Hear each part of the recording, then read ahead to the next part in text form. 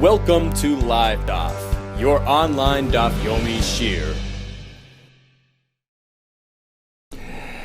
Shalom Aleichem and welcome back to today's Daf Hayomi, Meseches Midos Daf Lamed Vav. We begin right on top, so we're in the middle of the third parak of Meseches Midos. We're holding at Mishnah Beis, down to the Yesod of the Mizbeach. We're at the base, at the bottom of the Mizbeach, which, as we learned yesterday, ran along two sides of the Mizbeach, Tzafan and Marav.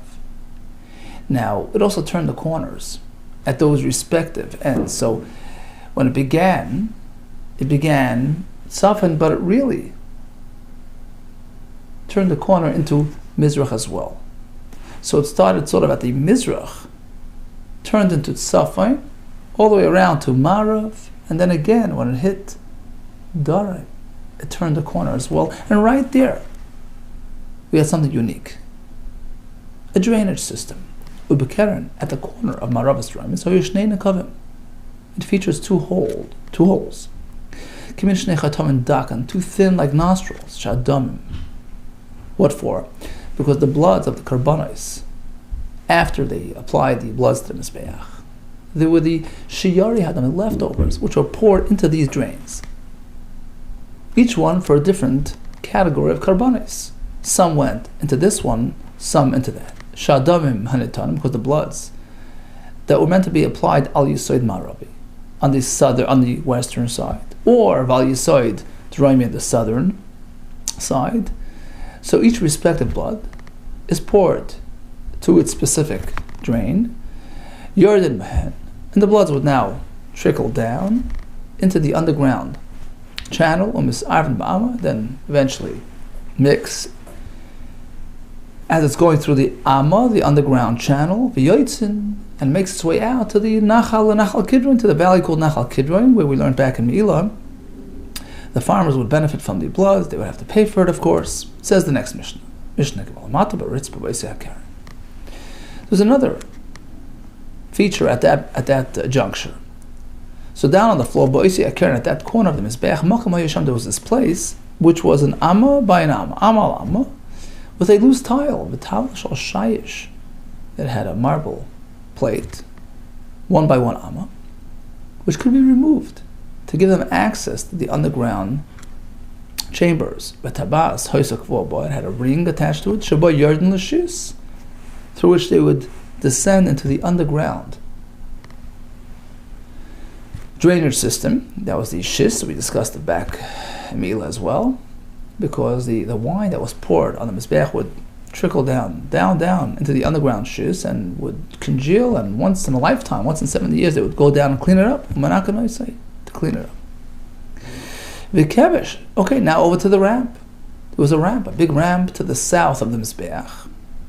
V'kevesh ha'yilidroimish Mizbeach, which interestingly had the same length as the Mizbeach itself, which was 32 Amma. This too was Lamed Beis, 32 long, Al Rochav to Zayin, 16 wide. There was a little window, a little opening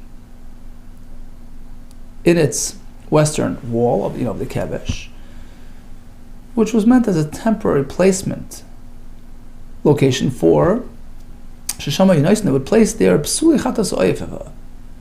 Chatas bird became puzzle, and it wasn't serious enough to burn it right away. It was something to do with an external factor. The owner was unfit or whatever. So you can't really burn it on site. You have to wait until it becomes nicer, until it stays overnight, and then it's confirmed as being puzzle. So in the meantime, that's where they would place it. Says Mishnah Dalet, the stones used to build the Kevesh and Mizbeach were unique, in a sense, actually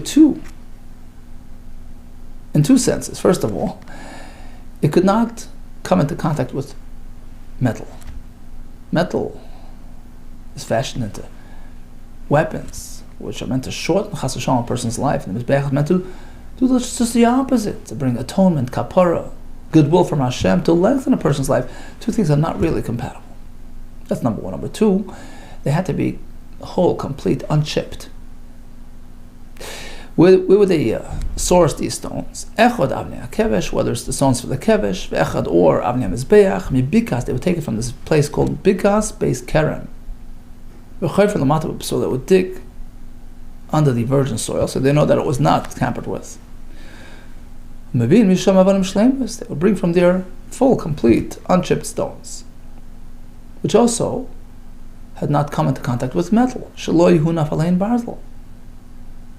So stones which were not affected by metal. What's wrong with metal? Because metal were disqualified merely by touching. There's a gersa. And likewise, if the stone is chipped, irrespective of why it's chipped, it's no good. Let's say one stone got chipped. So you have the mizbeach, and back in Masechah Sukkah, if you recall. So they pelted this fellow. This kohen was a tzeduk. He was not really a traditional fellow, and he wasn't conforming. He held the water of the Nisach HaMayim, and he wasn't up to it, so he poured it on his feet instead of on the mizbeach. And when the crowd saw, they pelted him with their esrogim. And the Gemara says that day, the mizbeach got chipped because of the pelting. So let's say a stone or two gets chipped. The whole mizbeach goes? No. If one stone gets chipped, that stone has to be removed. The rest is okay. Now the mizbeach would get colored with blood that was constantly being applied on the mizbeach. When would they whiten it? They would paint it twice a year. For Yom Tov, Echad, Pesach, Echad b'Chag. What about the painting the heichal b'heichal? Once a year, Pamachas with Pesach.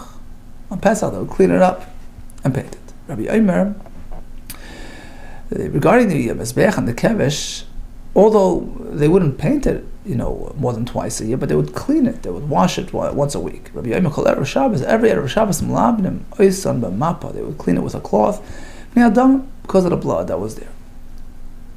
Now, we have to take care not to use metal utensils, metal trowels or tools, because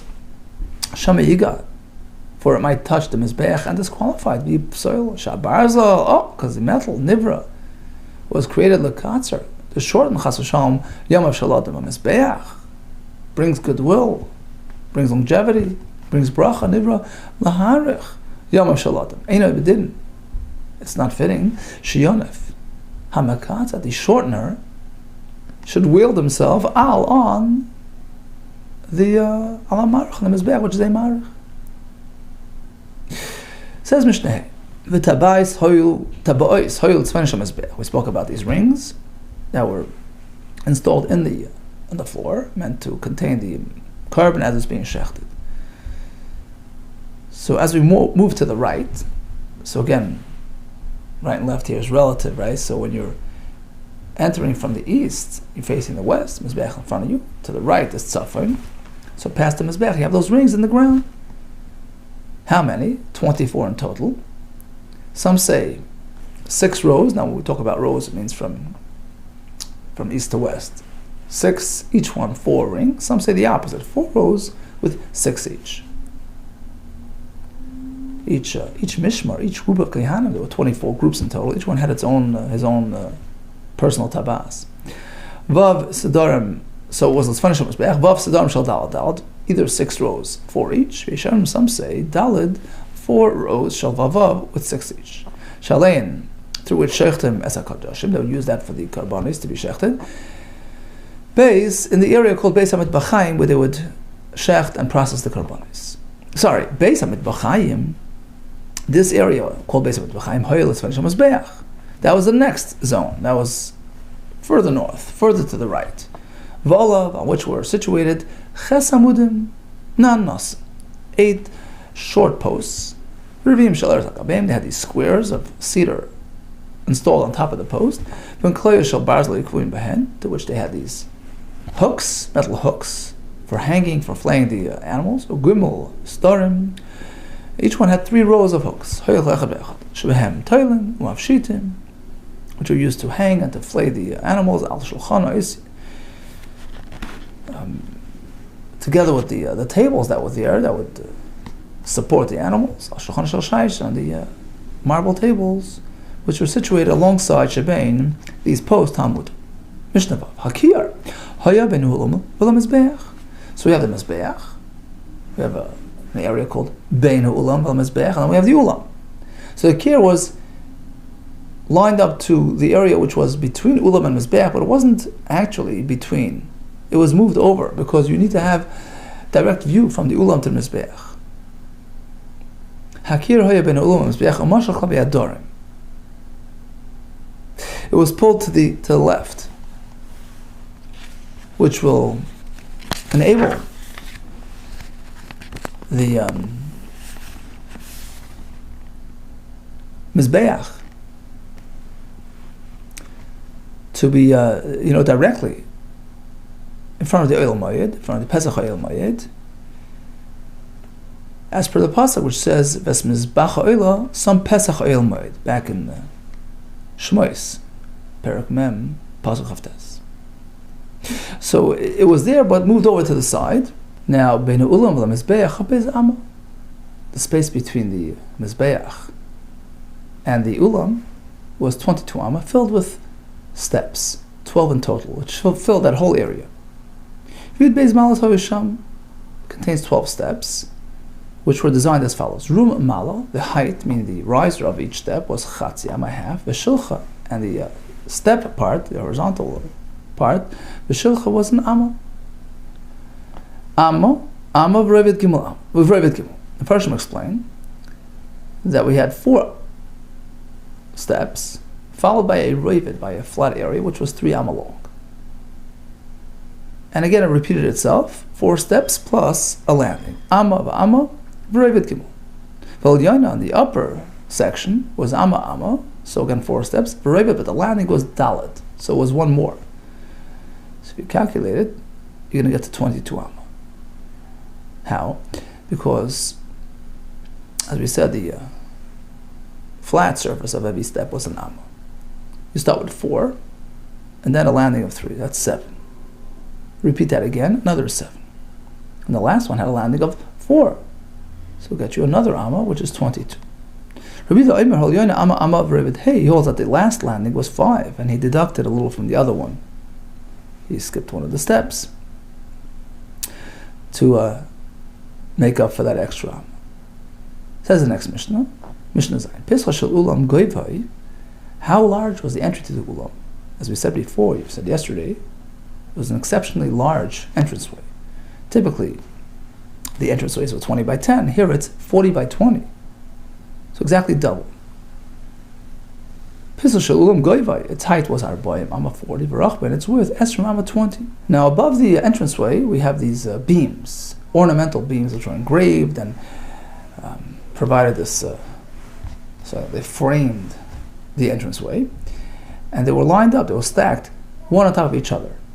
We have 5 of these malterois made of mela wood, golna tree wood. Hoyo al-gaba was situated above the entranceway.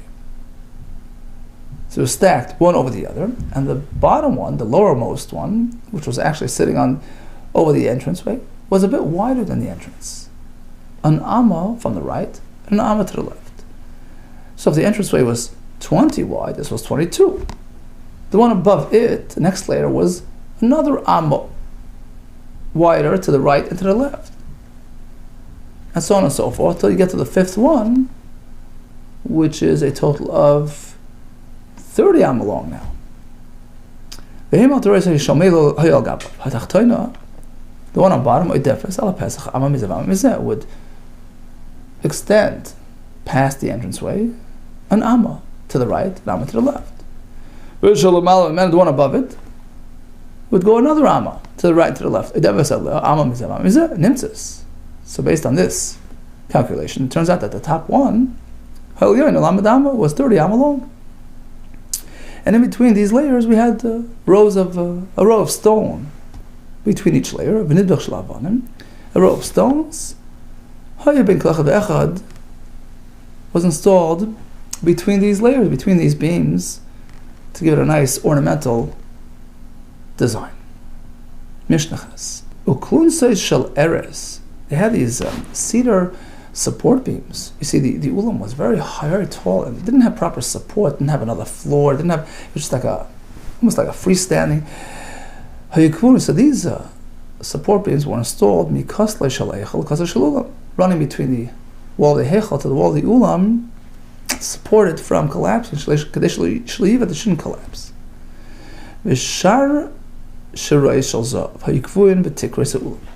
They had these heavy-duty chains hanging down from the ceiling of the ulam, which enabled the kohanim to climb up the chains, through which the pichak yehud and young kohanim olam, they would clamber up the chains.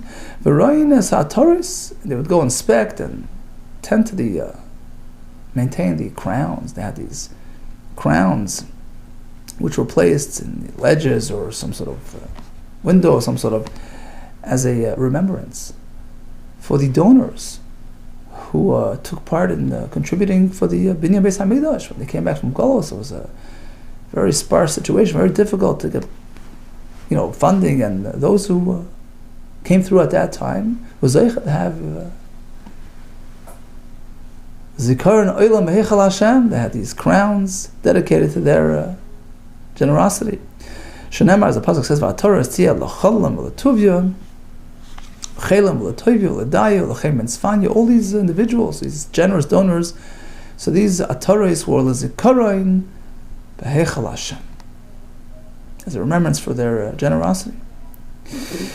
What else was there? In the ulam v'gefen? The famous golden vine, which we discussed back in Maseches Talmud. V'gefen shalzav hoysei imez al pis shel heichal, that was standing the entranceway to the heichal, mudlag amiklon sois, and was supported by these support sticks. Kol mishum isnadav ole, a garger, a eshkol, anybody is interested in donating a golden leaf, a grape, a cluster, maybe the Talmud he comes and hangs it onto the vine.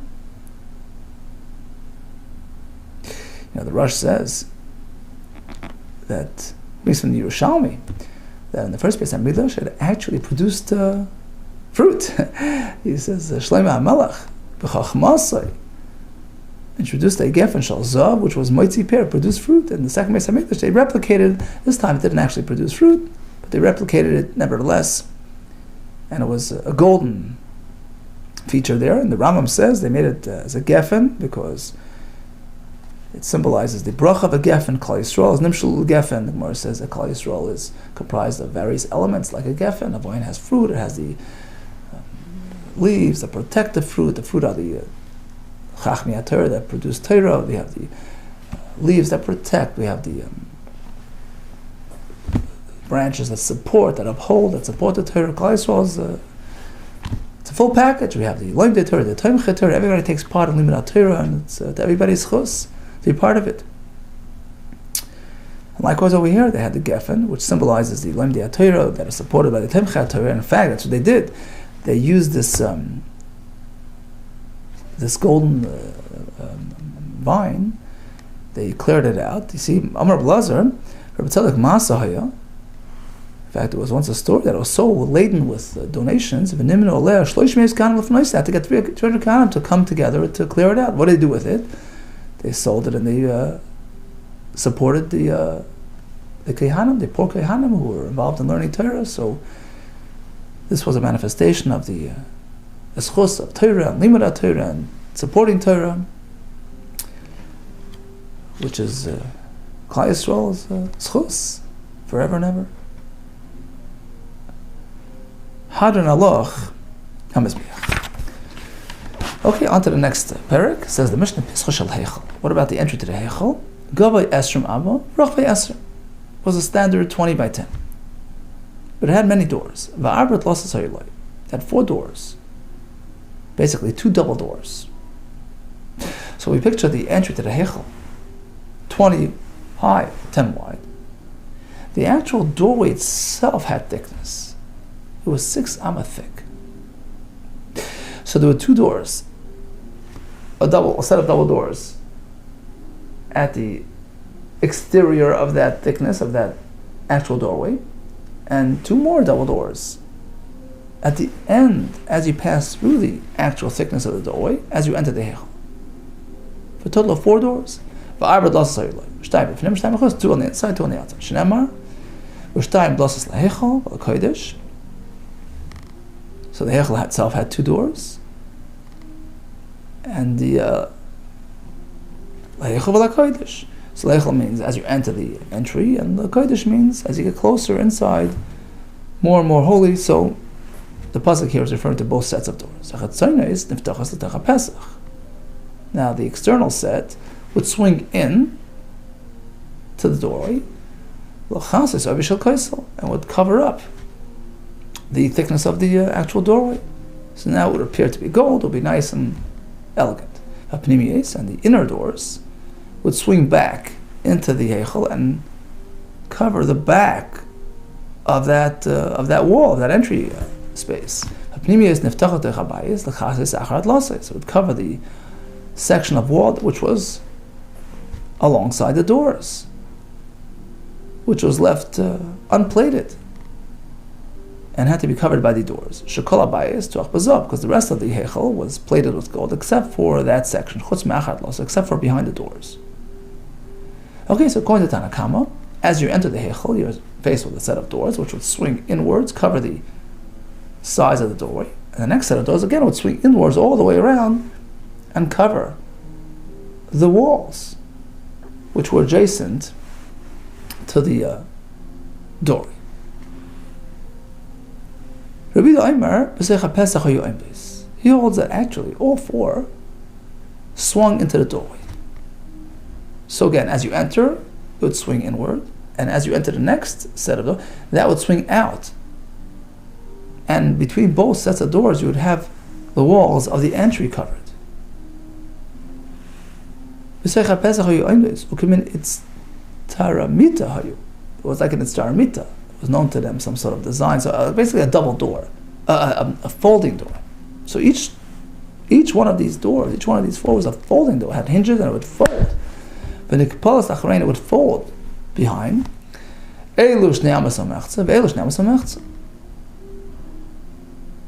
So the entire entry was 10 double doors. Each door was 5.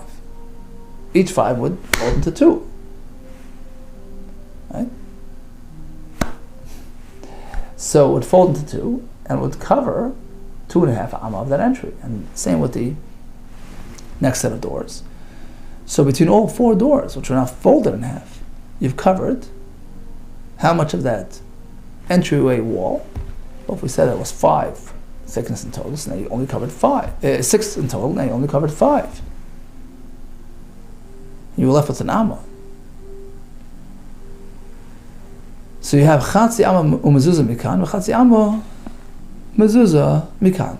Yes, that was exposed. As you enter, the first half amma was sort of the post of mezuzah that was left open, and likewise the last of half amma of that entry was left open as well. All you needed to cover was 5 amma, so you got it perfectly covered by all the doors. Shedemar, as we have in the pasuk, that in fact there were folding doors. Ushtayim dloses ladloses. Shtayim usabes dloses. Shtayim odelas echas. Each delet had 2 parts. Shtei dloses la'acheres. So the pasuk here is referring to double doors. Shtayim dloses ladloses. Shtayim usabes dloses. Shtayim dloses echad. Shtei dloses la'acheres. Telling you that each one of these doors was really a double door, a folding door. Says the Mishnah, this large entranceway really had 2 service doors, 2 mini doors. One on either side, one to the right, one to the left. The one to the left, nobody would dare enter there. That was a place for the Shekhinah, which was described by Yecheskel. Hashem tells me, Hashar zeh, this shar, keep it closed. Leave it closed, never open. Nobody enters. Hashem enters, but Yisrael remains closed. What was the function of the pishpish to the right, which was used? Not also of teach. As we learned back at Mesachas Talmud, the kohen would enter the heichel via the pishpish. So he grabs hold of the key, opasach the pishpish, enters, opens the pishpish, from the pishpish goes into the tah, which is a chamber in between the ulam and the hechel, matal hechel, the ta, through another door to the hechel. And that's how he would open the doors from the inside. Rabbi Daimer, no, he wouldn't enter the hechel directly. Rabbi Daimer b'teich avi shel koslei mahalach. He would enter through the pishpesh, which was sort of a little channel way, which would take him back left, and land him in between the two sets of double doors. He would walk through the thickness of the actual wall of the Heichel. So he went into the right of the large entranceway, through Pishpish, and he's making his way back through the wall. There was a space in the wall itself, which would take him back and land him in between the two sets of double doors. Now he's standing between the two double doors. He would unlock both sets. The external ones he would unlock because he's standing inside them. And the internal ones he would open from the outside. So basically he's standing inside and outside. Inside the external ones and outside the internal ones, and he would open them from there. Okay, so we discussed the side of the Mizbeach, the drainage system. We discussed the schist that would be cleaned out every so often from that congealed wine. We discussed the size of the kevesh, the little slot for the psuli chatas oif left overnight. We discussed where they supply the stones for the kevesh and Mizbeach and the requirements of them. We discussed the rings alongside the Mizbeach, the posts and the hooks. Discussed the location of the kiyar, the entranceway to the ulam, the ornamentals over it. We discussed the support beams, the donor's remembrance wall. We discussed the golden vine, and we discussed the entry to the heichal, the doors, and how they were opened. Okay, all the best to you, and Hatzlacha Rab.